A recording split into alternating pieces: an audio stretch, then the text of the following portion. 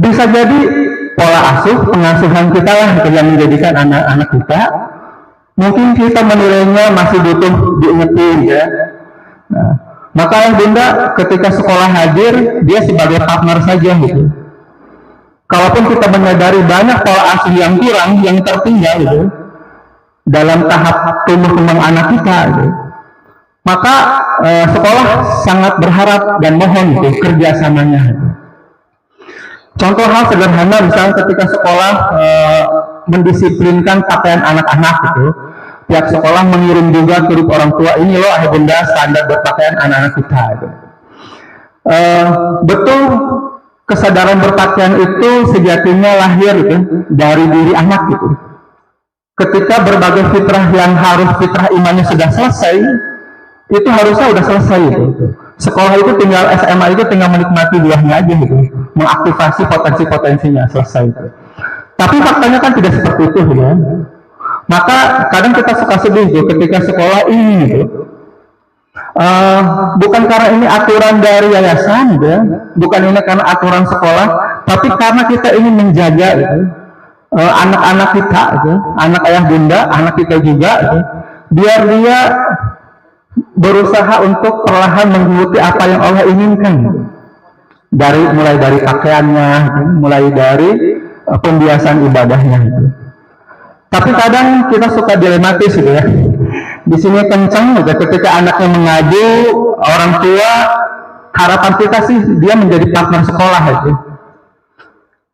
Tidak lantas menjadi pembela anak-anaknya atau dia menjadi tameng bagi anak-anaknya itu. Maka di sini nanti akan ada split gitu ya. Anak bingung gitu. Dan saya sangat yakin anak akan lebih mirip sama orang tua.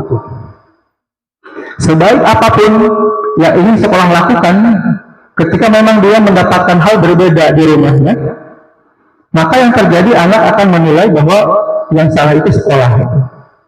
Apalagi kalau sudah orang tua pun menjadi pasang badan gitu, membela anaknya untuk melindungi anaknya.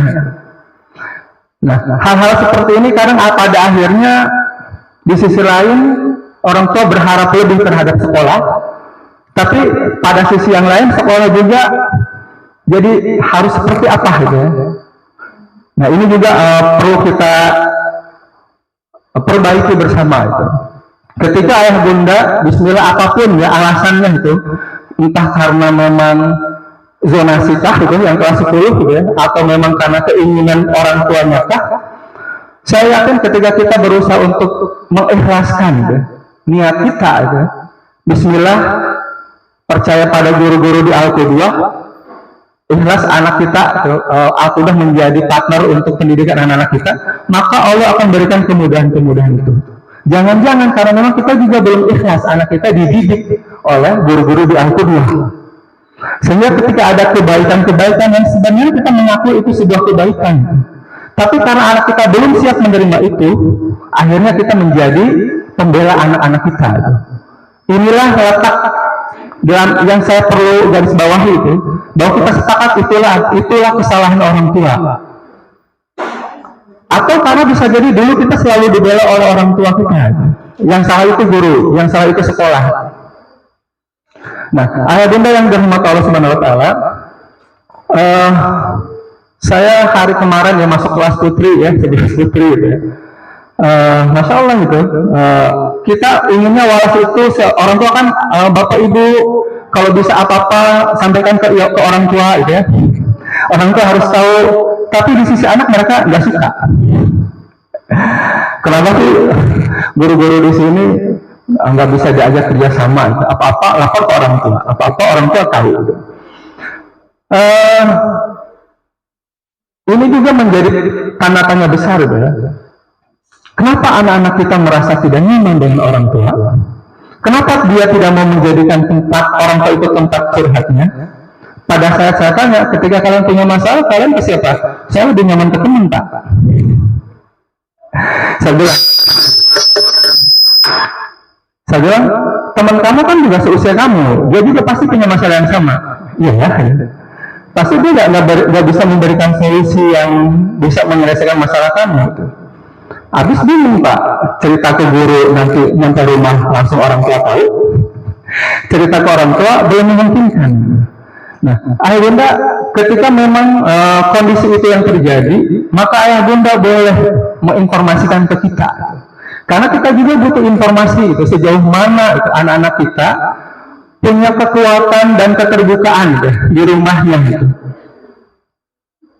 Kalau saya berpikirnya gini, ketika saya tidak punya kemampuan, punya keterbatasan gitu, untuk menggali apa yang ingin saya tahu dari anak saya, maka saya, ya Allah, mudah-mudahan mungkin ada orang gitu, yang jauh lebih nyaman bagi anak saya untuk dia bercerita.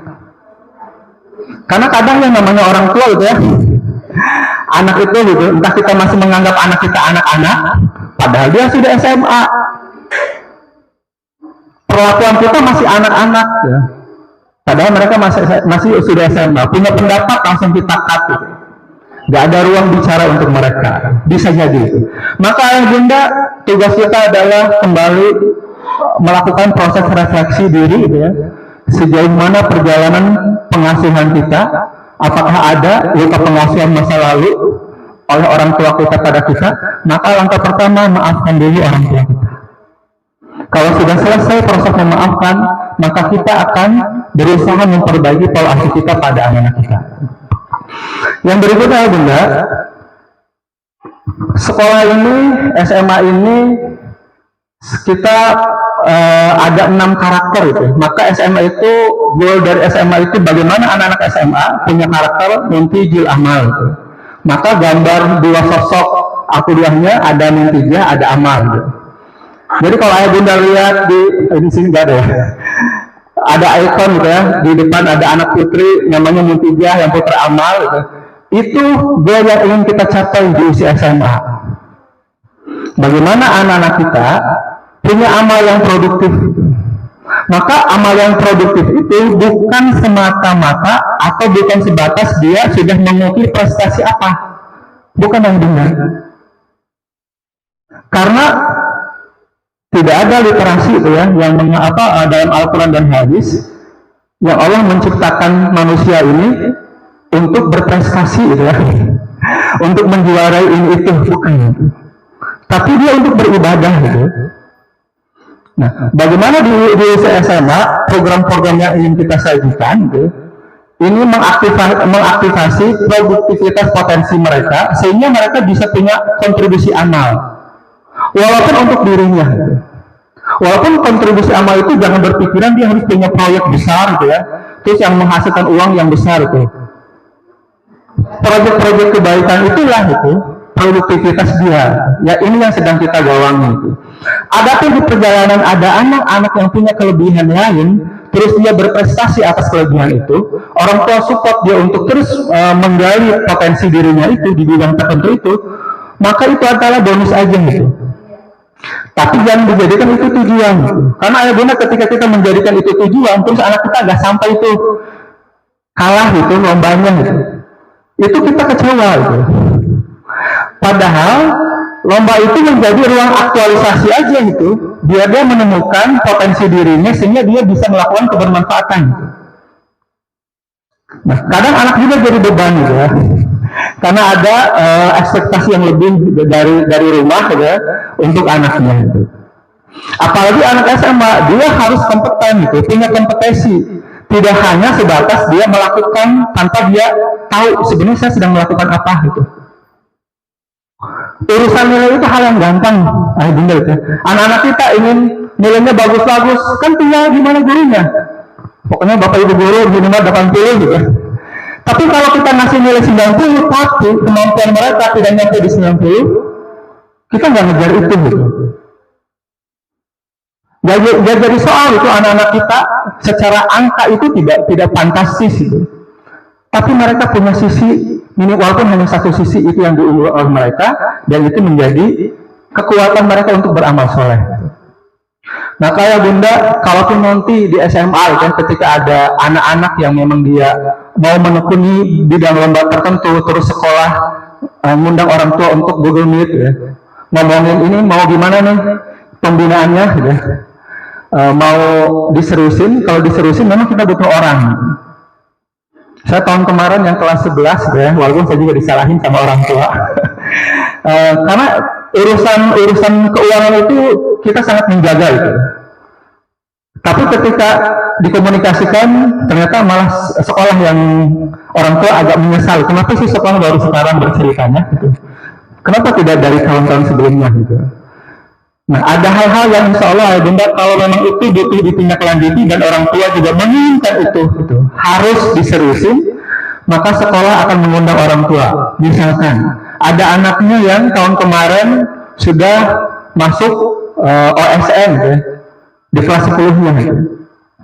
Maka ayah bunda kalau mengandalkan pembiayaan pembinaan dari sekolah, ya guru-guru kita mungkin bisa aja, tapi mereka berhenti ngajarnya gitu. Biar mereka nyari-nyari soal, ya, melakukan pembinaan intens gitu. Nah, ketika itu memang tidak bisa dilakukan, maka sekolah pasti mengundang orang tua. Kita mau pakai cara seperti apa gitu. Karena ternyata faktanya sekolah-sekolah yang besar ya, yang sekolah-sekolah Islam yang besar, yang biayanya mungkin jauh 3 kali lipat, 4 kali lipat dari Al-Qudwah, ternyata mereka melakukan pola yang sama itu, melibatkan orang tua pada saat memang ingin fokus ya hal-hal yang sifatnya capaian prestasi ya. Karena yang sekolah lakukan adalah hanya menyediakan ruang aktualisasi aja dengan ekskul dan klub gitu. Ketika ternyata di ekskul ini, di klub ini ada yang dia potensial nih, butuh pembinaan lanjut. Nah, pembinaan lanjut inilah yang nanti akan sekolah komunikasikan dengan orang tua. Oke, yang terakhir ayah bunda, saya bacakan sebuah perkataan dari Umar bin Khattab gitu ya. Mudah-mudahan ini bisa menjadi gerbang awal kalau memang kita belum mengawalinya gitu ya. Karena gak ada kata terlambat bagi orang tua untuk menjadi orang tua yang semakin baik untuk anak-anaknya. Sayyidina Umar bin Khattab berkata bahwa tidak ada rasa bersalah yang dapat mengubah masa lalu. Sepakat?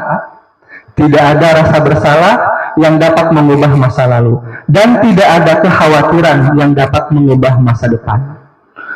Jadi jangan jadikan rasa bersalah kita membuatnya payah dan menyerah. Jadikan ia teman untuk berubah.